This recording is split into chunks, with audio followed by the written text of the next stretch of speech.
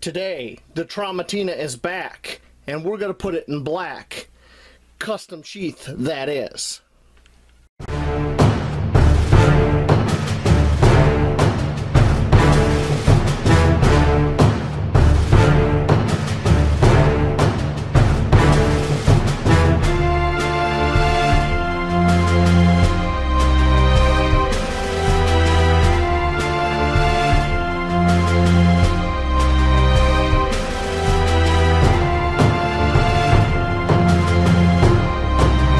Welcome back, everybody, to another episode of MYOG.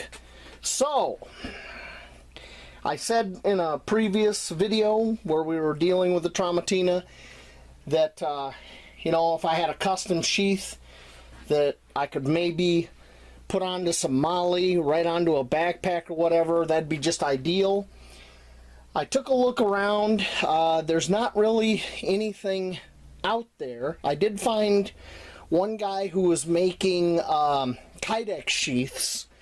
They're a little pricey. I kind of passed on that, and I don't have a piece of Kydex big enough to make a sheath for this 18-inch blade. So I was thinking, what else do I have? Well, I went looking around out in the shop, and what I did find was this black ABS plastic sheet. Now, I have a lot of this sheet. I used it way back in the day doing my battery adapter videos. And I bought this at a local supply house. It's a metal supply house that actually carries plastics. And they sell this sheet, which is 1/8 inch thick. I think they go down to a 1/16 of an inch thick. I don't have any of the 1/16th, but I do have this 1/8. So I took my circular saw here with a fence, and I cut some sheets. And what I cut are these 4-inch wide pieces, okay, and then 1/2 inch wide strips. And they're long enough, because if you take the Tramontina here, imagine that this is a completed sheath and it's inside there. You will see it fits, and we even got a little bit of extra room right here. So we are going to build a custom sheath with what we have, and that's where we're going.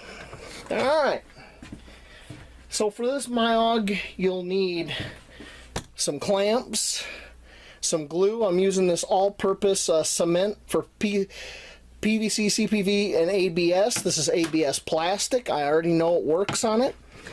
And some of these pointed drill bits. Alright, so the first thing I want to do is I want to take one of these pieces, probably this piece, and I want to glue 2 of these strips to the outside edge like this. I want to glue those down and let that set up.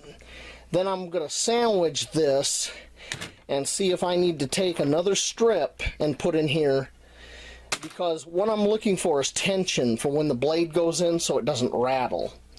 So let me get everything moved around here so I can work more effectively around the camera, and we will get started. I hope everybody's been enjoying the holidays. I have. I've been enjoying my time off from work. It's going to be New Year's here pretty soon. I hope 2022 is better than 2021, because quite frankly I felt 2021 kind of sucked. But I'm not alone in that opinion. A lot of people did not like 2021. You know, with everything going on, with all the craziness. Alright, get a nice little amount of glue on here.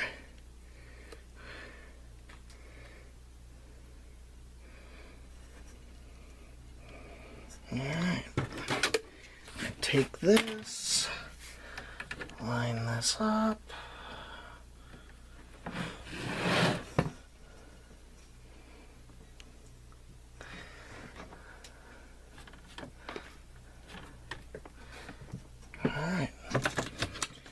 got it pretty much where I want it.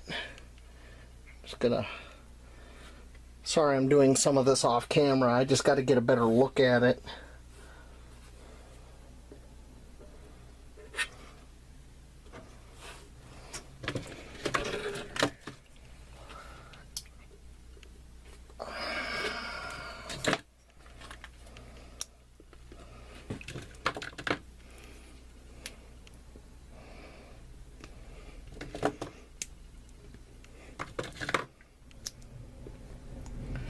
And I don't care about any glue squirting out, because one of the final steps here is I'm going to shape the outside, sand it and such.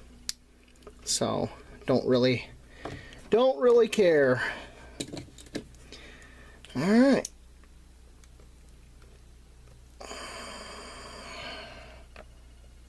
Alright. Now we gotta let this set, and then let that glue harden up, and then we will do the other side. If I remember right, I think it takes a good half hour for this stuff to set. So our plastic is set up, it is set, the glue's set, and as you can see we have our piece here. Now when the machete is put in the sheath, basically the idea is it would fit just like that. Alright, now if we go ahead and we glue this other piece on here, there's too much of a gap. This will slide all over the place and kind of make a knocking noise. So what I got here is a piece of scrap Kydex, and I got my calipers here because I can't remember what size this Kydex is, so I'm going to measure it real quick,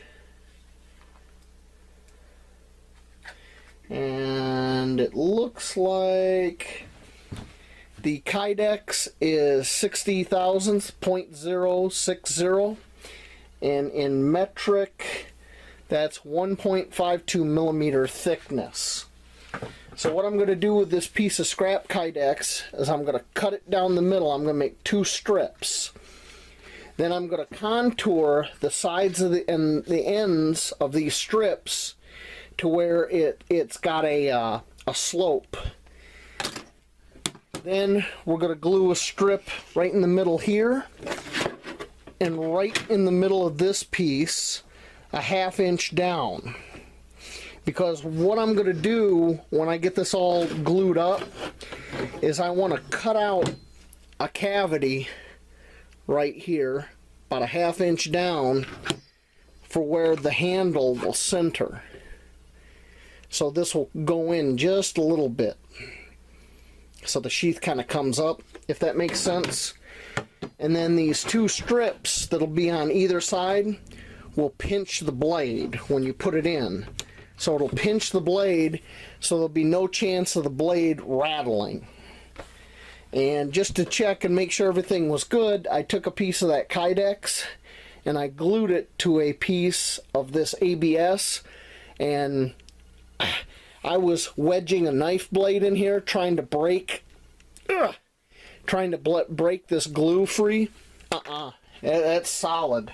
I mean, you can cut it, but you're not going to break it. So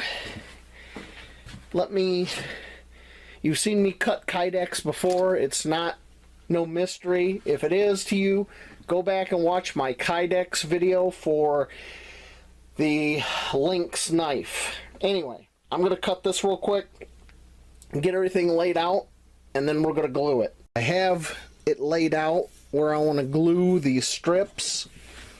I have the strips modified. As you can see, there's like a little ramp, and this is beveled on each side. Same thing for this.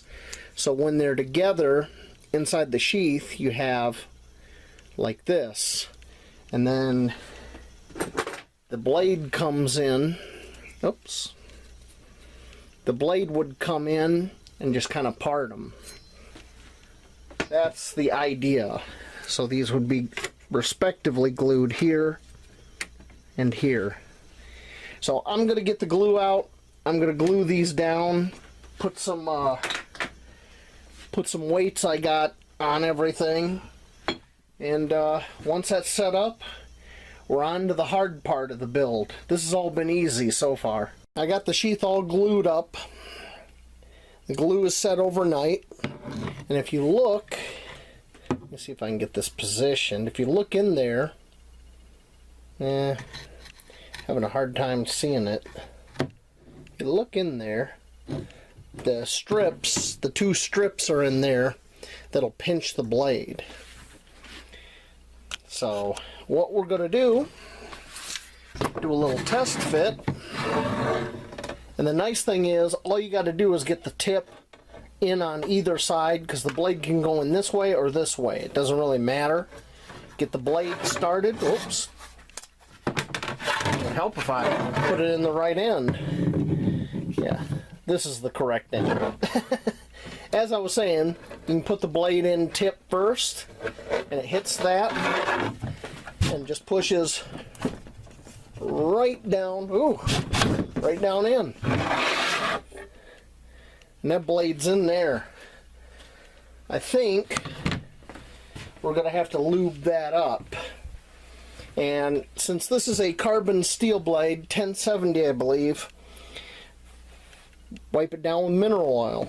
So, what we're going to do, alright, we're going to put a couple drops of mineral oil on each side of the blade here where it's going to hit that strip to lubricate it.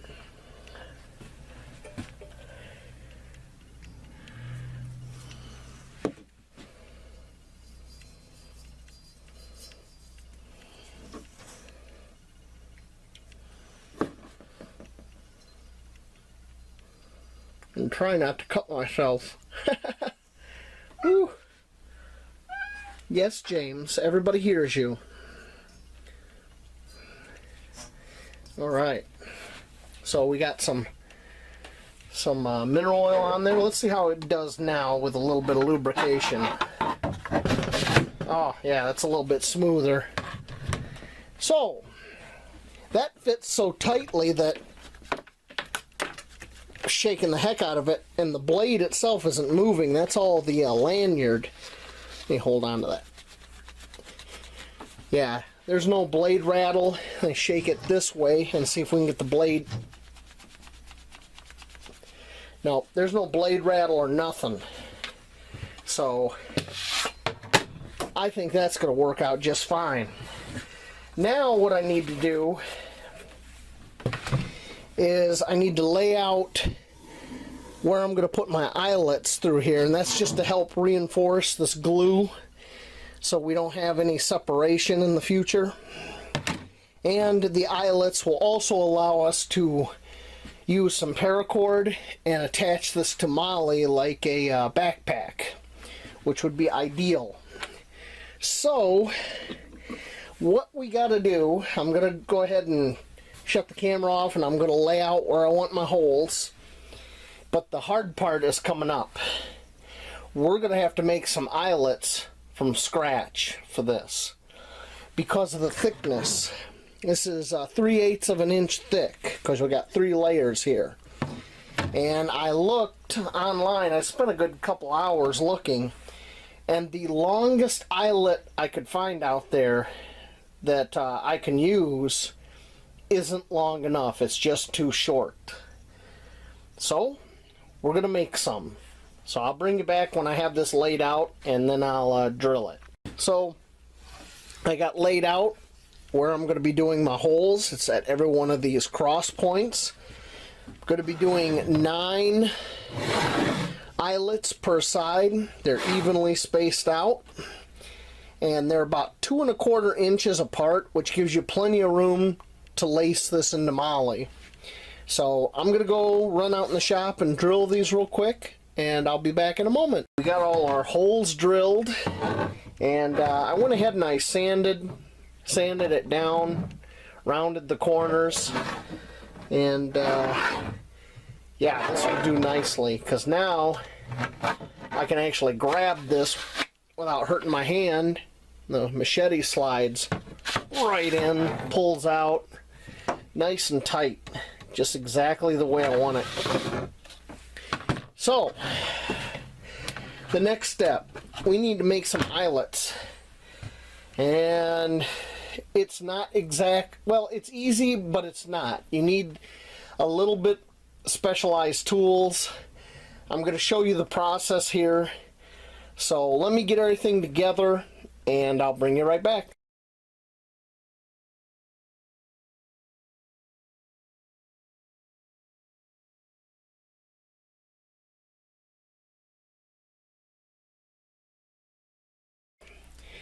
To make eyelets, first you're going to need a brass tube, the appropriate diameter. This brass tube right here just fits through a 1/4 inch hole, as you can see right here, which is perfect. Okay, also these are the dies for my press that you saw in my Kydex video. Alright, these are used to set the eyelets for Kydex. Well, this fits perfectly inside this tube. So you're going to need something like these dies. Okay? You're going to need a block of wood to put the other side of this tubing against. I have a 2-pound Garland rawhide hammer here, which I found just as perfect for this. This is a deburring tool used for reloading. Works really good for deburring the sides of this tubing. And I'm going to show you, beginning to end, how to make an eyelet like this. And yeah, Kira says hello. So, let's get started. And Kira says hi. And the other thing I forgot to mention is you're going to need a pipe flaring tool that's capable of taking a 1/4 inch pipe. So, we're going to take this pipe, we are going to put it in here, and we just want to start to flare the end just a little bit.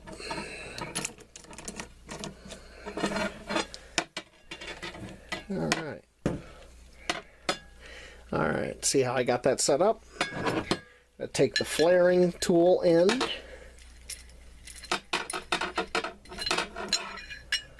Let's get it all lined up. And we want to flare this tip just a little bit. Don't want to go too crazy. Yep. We want that just to start flaring. I'm going to go ahead and give this just another little turn.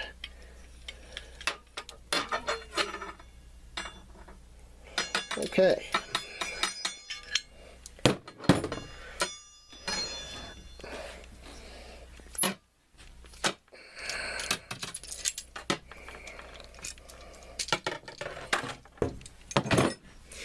You can see how we got that flare started. Let's see if I can get this to focus. We just got it starting to flare. That's step 1. On to step 2. Step 2, we have our wood block down here on the floor. We can put our pipe against it. Here's our flared end.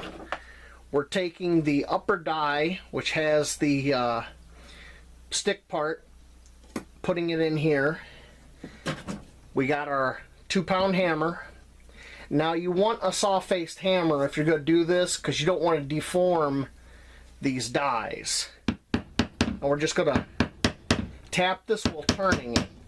And the reason we turn it is in case we're not hitting perfectly square, we're evening out the amount of pressure we are doing on this. Because we are basically cold forming the end of this rivet. And it's getting there. Gotta go a little bit longer.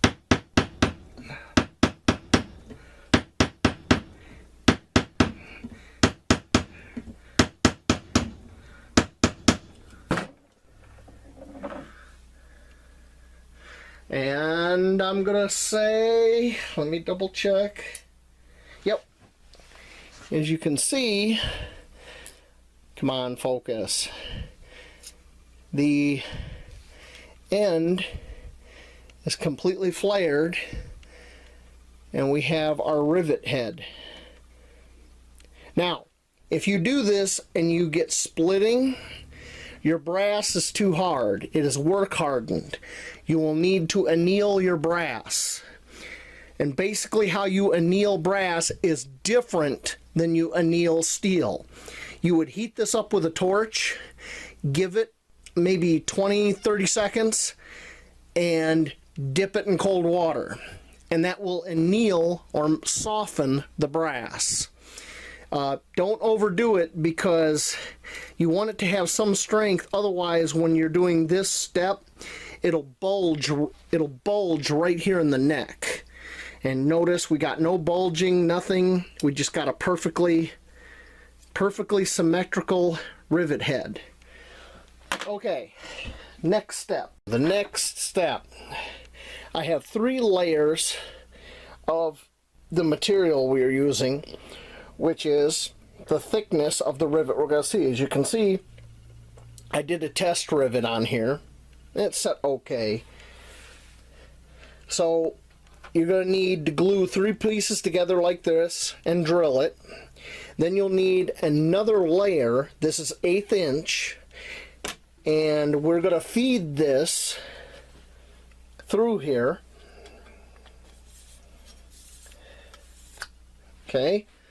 So it's through there right to the bottom. Then we take this next layer, we put it on here.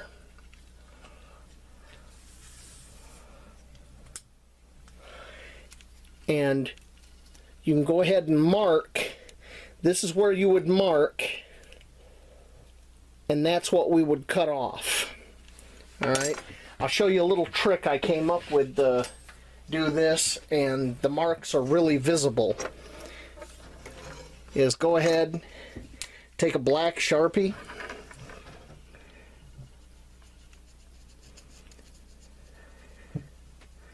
okay, give that a second or two to dry. In this machinist square, there's a small scribe, okay. We go ahead and we push all that together, put it on a hard surface, and I'm going to mark this.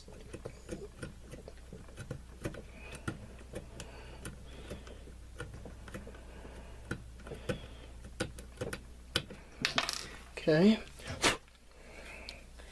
And if you notice, we have a perfect mark. That's where we need to cut this off at.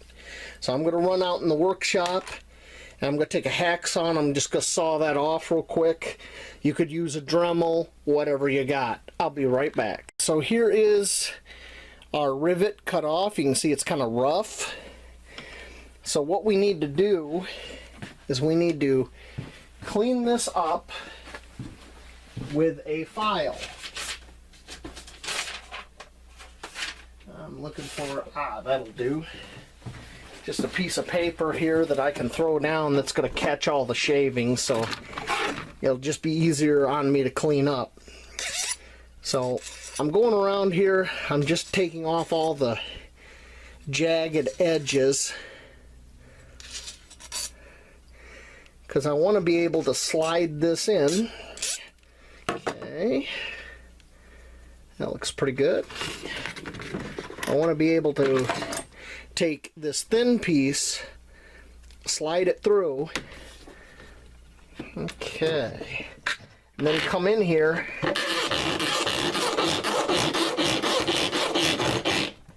and file that sucker.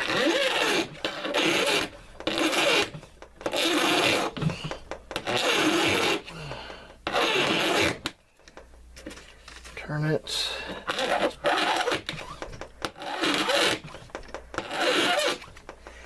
Okay. Yeah, it looks pretty good. Now I need to deburr it. What do I do with the deburring tool? Ah, there it is. And I can deburr the outside. deburr the inside. Now, if you don't have a tool like this, not everybody does, you can use a drill bit to do the inside, and on the outside, just use your file. So I'm thinking that that's good, but now we want to check it for length. So we'll take our 3-piece, put it through, and it should protrude. Our 4th piece, put it on, and it's a little bit long. So I got to file a little bit more off it because we want it flush with that piece. Because if it's too long, you'll get crushing, and it'll look really bad when you try to set it. So we'll go ahead and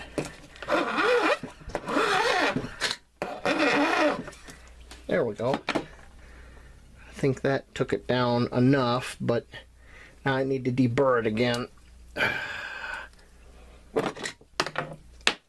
Go around.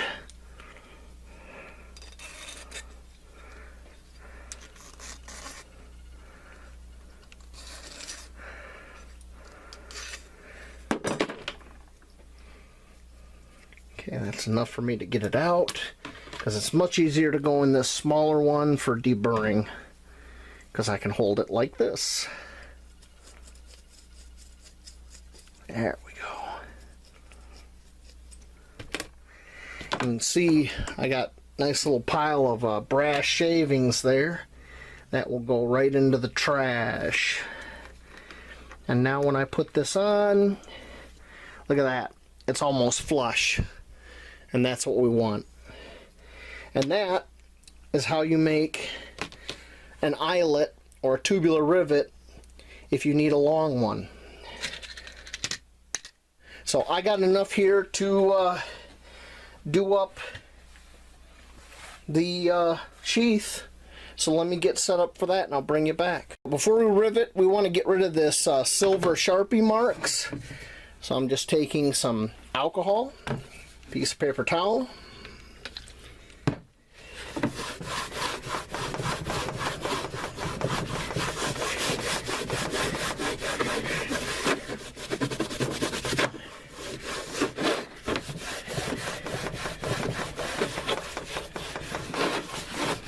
as you can see, you got to put a little bit of elbow grease on it, but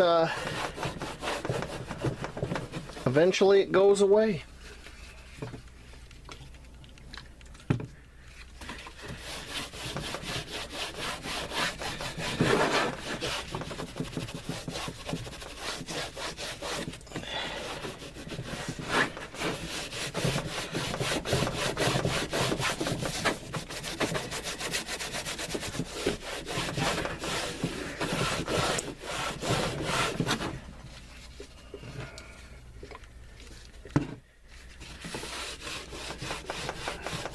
You could also use acetone if you had it. I just like using alcohol because it's cheap and I don't have to worry about wearing gloves with this alcohol like I would with acetone. Acetone, you really don't want to let it soak into your skin too much. Alright. There we go. Okay, on to the next step. I'm all ready here to start riveting. Always put a little bit of oil on these dies, because when this is crushing a rivet or bringing the head around, you want it to give it a little bit of lubrication. So we're going to go ahead and give this a try. Okay. So there's our first one. I'm going to go ahead and put several in here so I can just start going right down them. There we go.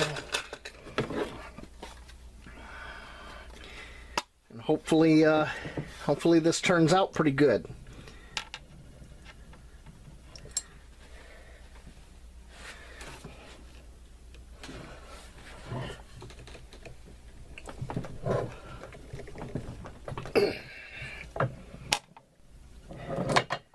Well, I'd say that looks like a professional rivet, wouldn't you?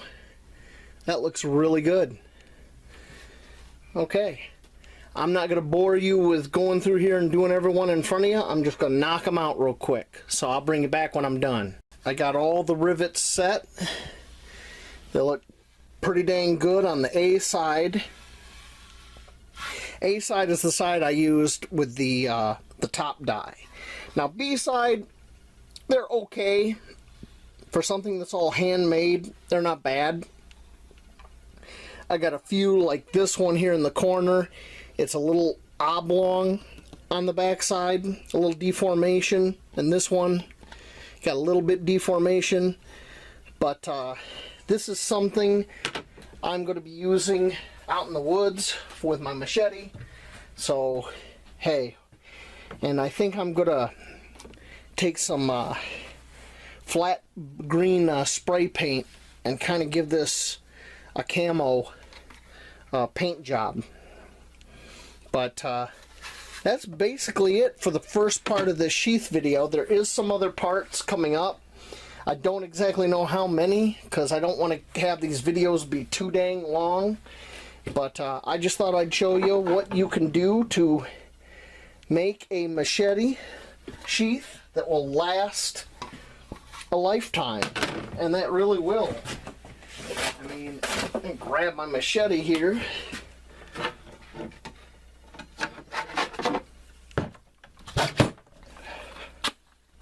Yeah.